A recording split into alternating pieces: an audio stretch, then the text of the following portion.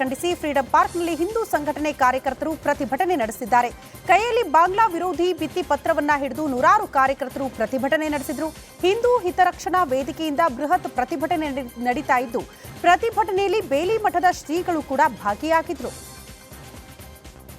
ಸರಿಯಾಗಿದ್ದೀವಿ, ನಮ್ಮ ಹಿಂದೂ ರಾಷ್ಟ್ರವನ್ನು ಕಟ್ಟಬೇಕಾಗಿದ್ದ ಸರಿಯಾಗಿದ್ದೀವಿ, ನಮ್ಮ ಹಿಂದೂ ರಾಷ್ಟ್ರವನ್ನು ಕಟ್ಟಬೇಕಾಗಿದ್ದ ಸರಿಯಾಗಿದ್ದೀವಿ, ನಮ್ಮ ಹಿಂದೂ ರಾಷ್ಟ್ರವನ್ನು ಕಟ್ಟಬೇಕಾಗಿದ್ದ ಸರಿಯಾಗಿದ್ದೀವಿ, ನಮ್ಮ ಹಿಂದೂ ರಾಷ್ಟ್ರವನ್ನು ಕಟ್ಟಬೇಕಾಗಿದ್ದ.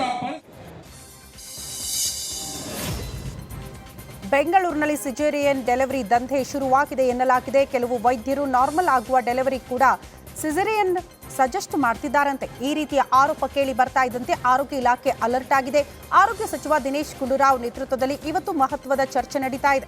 ಖಾಸಗಿ ಆಸ್ಪತ್ರೆಗಳಲ್ಲಿ 73% ಸಿಜೇರಿಯನ್ ಡೆಲಿವರಿಗಳು ಆಗ್ತಾ ಇದೆ. ಹೀಗಾಗಿ ಗರ್ಭಿಣಿಯರಲ್ಲೂ ಕೂಡ ಆರೋಗ್ಯದ ಸಮಸ್ಯೆ ಕಾಡ್ತಾ ಇದೆ. ಈ ಹಿನ್ನೆಲೆ ಇನ್ಮುಂದೆ ಅನಾವಶ್ಯಕವಾಗಿ ಸಿಜೇರಿಯನ್ ಡೆಲಿವರಿ ಮಾಡೋದಕ್ಕೆ ಇನ್ಮುಂದೆ ಕಡಿವಾಣ ಬೀಳುವ ಸಾಧ್ಯತೆ ಕೂಡ ಇದೆ. ಯಾವಾಗ ಒಬ್ರು ಗರ್ಭಿಣಿ ಆಗ್ತಾರೆ ಅವ್ರಿಗೆ ನಾವು ಮೊದಲೇ ಈ ಸಹಜ ಹೆರಿಗೆಗೆ ನೀವು ಹೋಗಬೇಕು, ಅದಕ್ಕೆ ಪೂರ್ವಭಾವಿಯಾಗಿ ತಯಾರಿಕೆಯನ್ನು ನೀಡತಕ್ಕಂಥ ವ್ಯವಸ್ಥೆ ಕೂಡ ನಮ್ಮ ವೈದ್ಯರು ಮಾಡಬೇಕು. ಯಾರೊಬ್ಬರು ಗೈನಕಾಲಜಿಸ್ಟ್ ಹತ್ರ ಹೋದಾಗ ಅವ್ರ ಹತ್ರ ಮಾತನಾಡಿದಾಗ ಅವರು ಆ ತಾಯಿಗೆ ಅದನ್ನು ಹೇಳ್ಕೊಡ್ಬೇಕು. ಸುಮ್ಮನೆ ಅವ್ರು ಏನನ್ನು ಕೂಡ ಮಾಡ್ದೇ ಬಂದಿದ ತಕ್ಷಣ ಇಲ್ಲ ಆಗೋದಿಲ್ಲ. ಮತ್ತೆ ನಮ್ಮ ಇವತ್ತಿನ ಕಾಲದಲ್ಲಿ ಹೆಣ್ಮಕ್ಳು ಕೂಡ ಸ್ವಲ್ಪ ಅವರಿಗೆ ಇದು ರಿಪಬ್ಲಿಕ್ ಕನ್ನಡದ ಬಿಗ್ ಇಂಪ್ಯಾಕ್ಟ್. ಮೂಡಾ ಸೈಟ್ ಹಂಚಿಕೆಯಲ್ಲಿ ಮಹಾ ವಂಚನೆ ಬಯಲಾಗಿದೆ. ಮೂಡಾ ಮಾಜಿ ಆಯುಕ್ತ ದಿನೇಶ್ ಅಸ್ತಿತ್ವವೇ ಇಲ್ಲದ ಸಂಘಕ್ಕೆ 48 ಸೈಟ್ ಕೊಟ್ಟಿರೋದು ಬಯಲಾಗಿದೆ. ದಿನೇಶ್ ಅಕ್ರಮಗಳ ಬಗ್ಗೆ ರಿಪಬ್ಲಿಕ್ ಕನ್ನಡ ಸರಣಿ ವರದಿಯನ್ನ ಮಾಡಿತ್ತು. ಹೀಗಾಗಿ ಸೋಮವಾರ 48 ಸೈಟ್ಗಳ ಹಂಚಿಕೆ ರದ್ದು ಮಾಡಲಾಗಿತ್ತು. ಇದೀಗ ದಿನೇಶ್ ಕುಮಾರ್ ಮತ್ತೊಂದು ಭ್ರಷ್ಟಾಚಾರ ಬಯಲಾಗಿದೆ. ರಚನೆಯಾಗದ ಬಡಾವಣೆಗಳಲ್ಲಿ ನಿವೇಶನಗಳ ಹಂಚಿಕೆ ಮಾಡಲಾಗಿದೆ. ತದನಂತರದಲ್ಲಿ ಈ ಒಂದು ಪ್ರಾಪರ್ಟಿಗೆ ಜೀವ ಬರುತ್ತೆ. ಎದುರುಗಡೆ ಕಾಣ್ತಾ ಇರುವಂತಹ ಜಾಗ ಏನಿದೆ ಇದು ಕೂಡ ಪ್ರಾಪರ್ಟಿ ಆಗಿರುವಂಥದ್ದು. ಏನು 86ರಲ್ಲಿ ಕೂಡ ಈ ಒಂದು ಜಾಗವನ್ನು ಕಳೆದುಕೊಂಡಂತಹ ಮಾಲೀಕರಿದೆ, ಅವರು ಕೂಡ ಹೈಕೋರ್ಟ್ಗೆ ಹೋಗ್ತಾರೆ, ಸುಪ್ರೀಂ ಕೋರ್ಟ್ಗೆ ಹೋಗ್ತಾರೆ. ಅಲ್ಲೂ ಕೂಡ ಮೂಡಾ ಪರವಾಗಿ ತೀರ್ಪು ಬರ್ತದೆ. ಯಾವಾಗ ದಿನೇಶ್ ಅವರು ಈ ಆಯುಕ್ತರಾಗಿ ಬರ್ತಾರೋ ತದನಂತರದಲ್ಲಿ ಮತ್ತೆ ಹೈಕೋರ್ಟ್ಗೆ ರಿಟ್ ಅರ್ಜಿಯನ್ನು ಸಲ್ಲಿಸಿ ಸೂಕ್ತ ಕ್ರಮ ಕೈಗೊಳ್ಳುವಂತಹ ಒಂದು ಆದೇಶ ಬರುತ್ತೆ. ಈ ಆದೇಶವನ್ನೇ ತಮಗೆ ಬೇಕಾದಂತೆ ತಿರುಚಿ ಈಗಾಗಲೇ ಏನೋ ಸುಮಾರು ಅಂದರೆ ರಾಜ್ಯ ಬಿಜೆಪಿಯಲ್ಲಿ ಬಂಡಾಯದ ಬೆಂಕಿ ಧಗಧಗಿಸುತ್ತಿದೆ. ಈ ಹಿಂದೆಯೂ ಯತ್ನಾಳ್ರನ್ನ ಉಚ್ಚಾಟನೆ ಮಾಡಲಾಗಿತ್ತು. ಇದೀಗ ಮತ್ತೆ ಬಿಜೆಪಿಯಿಂದ ಯತ್ನಾಳ್ಗೆ ಗೇಟ್ ಪಾಸ್ ನೀಡಲಾಗುತ್ತಾ ಅಂತ ಹೇಳಲಾಗ್ತಾ ಇದೆ. ಯತ್ನಾಳ್ ಶಿಸ್ತು ಸಮಿತಿ ಮುಂದೆ ಕೆಲವೇ ಕ್ಷಣಗಳಲ್ಲಿ ಹಾಜರಾಗಲಿದ್ದಾರೆ. ರಾಜ್ಯ ಬಿಜೆಪಿಯಲ್ಲಿ ಬಣ ಬಡಿದಾಟದ ಬಗ್ಗೆ ಬೆಂಗಳೂರಿನಲ್ಲಿ ಸದಾನಂದಗೌಡ ಪ್ರತಿಕ್ರಿಯೆಯನ್ನು ನೀಡಿದ್ದಾರೆ. ದೊಡ್ಡ ದೊಡ್ಡ ಹೋಮ ಮಾಡಿ ನಂತರ ಆಹುತಿ ಕೊಟ್ಟ ಪ್ರಸಾದ ಕೊಡ್ತಾರೆ ಅಂತ ಹೇಳಿದ್ರು. ರಾಜನಾಥ್ ಸಿಂಗ್ ಜೆಪಿಸಿ ಚೇರ್ಮನ್ ಅವರನ್ನ ಭೇಟಿ ಮಾಡಿದ್ದಾರೆ. ಯತ್ನಾಳ್ ತಂಡವು ಶಿಸ್ತು ಸಮಿತಿ ಮುಂದೆ ಹೋಗ್ತಾರೆ ಅಂತ ಹೇಳಿದ್ದಾರೆ. ಎಲ್ಲ ದೊಡ್ಡ ದೊಡ್ಡ ಹೋಮಗಳನ್ನು ಮಾಡಿ ಕೊನೆಗೆ ಏನ್ ಮಾಡ್ತಾರೆ, ಎಲ್ಲರೂ ಸೇರಿಕೊಂಡು ಅದಕ್ಕೆ ಆಹುತಿಗಳನ್ನು ಕೊಡ್ತಾರೆ. ಆಮೇಲೆ ಪ್ರಸಾದ ವಿತರಣೆ ಆಗುತ್ತೆ. ಇವತ್ತು ಆ ಪ್ರಸಾದ ವಿತರಣೆ ಘಟ್ಟಕ್ಕೆ ನಾವು ತಲುಪಿದ್ದೇವೆ ಅಂತ ನನಗೆ ಅನಿಸಿದೆ. ಎಲ್ಲ ಎಂಪಿಗಳು ದೆಹಲಿಯಲ್ಲಿದ್ದಾರೆ, ಆಲ್ರೆಡಿ ಮೀಟಿಂಗ್ ಮಾಡಿ ಸಿಎಂ ಸಿದ್ದರಾಮಯ್ಯ ಕಾರ್ಯಕ್ರಮದಲ್ಲಿ ರಂಪಾಟ ನಡೆದಿದ್ದ ಮಹಿಳೆಗೆ ಒಂದೇ ದಿನದಲ್ಲಿ ನಿವೇಶನ ಸಿಕ್ಕಿದೆ. ನಿನ್ನೆ ತುಮಕೂರು ನಗರದಲ್ಲಿ ನಡೆದ ಸಿಎಂ ಕಾರ್ಯಕ್ರಮದಲ್ಲಿ ಮಹಿಳೆ ರಾಭಿಯಾ ರಂಪಾಟವನ್ನ ನಡೆಸಿದ್ಲು. ನಿವೇಶನಕ್ಕಾಗಿ 2 ಚಿಕ್ಕ ಹೆಣ್ಣು ಮಕ್ಕಳೊಂದಿಗೆ ಸಿಎಂ ಮುಂದೆ ಗೋಳಾಡಿದ್ರು. ತಕ್ಷಣ ಸಿಎಂ ರಾಭಿಯಾ ಹೆಸರಿಗೆ 20-30 ಅಳತೆಯ ನಿವೇಶನ ಮಂಜೂರು ಮಾಡಿದ್ದಾರೆ. ಶಿರಾ ನಗರದ ಸರ್ವೆ ನಂಬರ್ 100ರಲ್ಲಿ ನಿವೇಶನ ಹಂಚಿಕೆ ಮಾಡಲಾಗಿದೆ. ಬಾಂಗ್ಲಾದೇಶದಲ್ಲಿ ಹಿಂದೂಗಳ ಮೇಲೆ ನಡೆಯುತ್ತಿರುವ ದೌರ್ಜನ್ಯ ಖಂಡಿಸಿ ಮಂಗಳೂರಿನಲ್ಲಿ ಪ್ರತಿಭಟನೆ ನಡೆಸಲಾಗಿದೆ. ಪ್ರತಿಭಟನೆ ವೇಳೆ ರಸ್ತೆ ವಿಚಾರಕ್ಕೆ ಪೊಲೀಸರು ಹಾಗೂ ಕಾರ್ಯಕರ್ತರ ನಡುವೆ ವಾಗ್ವಾದ ನಡೆದಿದೆ. ಪ್ರತಿಭಟನಾಕಾರರು ರಸ್ತೆ ಬ್ಲಾಕ್ ಅನ್ನು ಮಾಡುತ್ತಾ ಆಗ್ರಹಿಸಿದ್ರು. ಇದಕ್ಕೆ ಪೊಲೀಸರು ನಿರಾಕರಿಸಿದ್ರಿಂದಾಗಿ ಕೆಲ ಹೊತ್ತು ವಾಗ್ವಾದ ನಡೆದಿದೆ.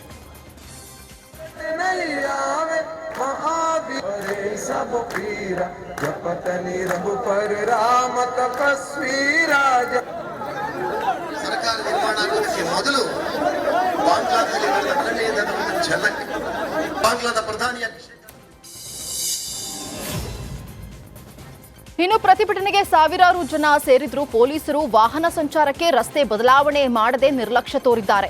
ಜನರ ನಡುವೆಯೇ ವಾಹನಗಳ ಓಡಾಟ ನಡೆಸ್ತಾ ಇದ್ದು ವಾಹನಗಳನ್ನ ನಿಲ್ಲಿಸುವಂತೆ ಹಿಂದೂ ಕಾರ್ಯಕರ್ತರು ಆಗ್ರಹಿಸಿದ್ದಾರೆ. ಈ ವೇಳೆ ಪೊಲೀಸರು ಮತ್ತು ಕಾರ್ಯಕರ್ತರ ನಡುವೆ ಮಾತಿನ ಚಕಮಕಿ ನಡೆದಿದ್ದು ಶಾಸಕ ವೇದವ್ಯಾಸ್ ಕಾಮತ್ ಕಾರ್ಯಕರ್ತರನ್ನ ಸಮಾಧಾನ ಪಡಿಸುವಷ್ಟರಲ್ಲಿ ಹೈರಾಣಾದ್ರು. ಮೊದಲು ಬಾಂಗ್ಲಾದಲ್ಲಿ ನಡೆದಂತಹ ಕ್ರಮೇಣ ಇದರ ಪರಿಣಾಮ ಅಲ್ಲಿ ಬದುಕಲಿಕ್ಕೆ ಸಾಧ್ಯನೇ ಇಲ್ಲ ಅನ್ನುವಂಥ ಕಾರಣದಿಂದ 1900ನೇ ಇನ್ನು ಬಾಂಗ್ಲಾದೇಶದಲ್ಲಿ ಹಿಂದೂಗಳ ಮೇಲೆ ದೌರ್ಜನ್ಯ ಖಂಡಿಸಿ ಕಲಬುರಗಿಯಲ್ಲಿ ಹಿಂದೂ ಹಿತರಕ್ಷಣಾ ಸಮಿತಿಯಿಂದ ಬೃಹತ್ ಜನಾಂದೋಲನ ಸಭೆ ಹಾಗೂ ಜಾಥಾ ನಡೆಸಲಾಯಿತು. ಪೊಲೀಸ್ ಕ್ವಾರ್ಟರ್ಸ್ನಿಂದ ಜಿಲ್ಲಾಧಿಕಾರಿ ಕಚೇರಿವರೆಗೆ ಜಾಥಾ ನಡೆಸಲಾಯಿತು.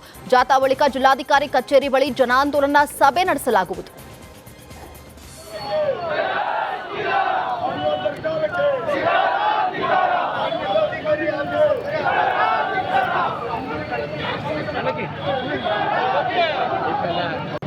ಪಾಕಿಸ್ತಾನದ ಗುಲಾಮರಾಗಿ ಬದುಕ್ತಾ ಇರತಕ್ಕಂತ ಬಾಂಗ್ಲಾದೇಶಿಗಳಿಗೆ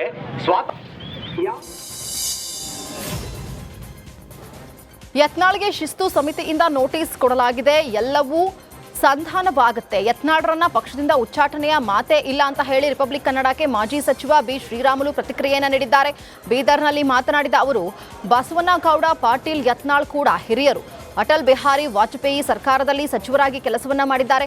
ಇದೇ 7ಕ್ಕೆ ಬಿಜೆಪಿ ಕೋರ್ ಕಮಿಟಿ ಸಭೆ ಇದೆ. ಎಲ್ಲವನ್ನ ಪಕ್ಷದ ನಾಯಕರು ಸಂಧಾನ ಮಾಡ್ತಾರೆ ಅಂತ ತಿಳಿಸಿದ್ರು.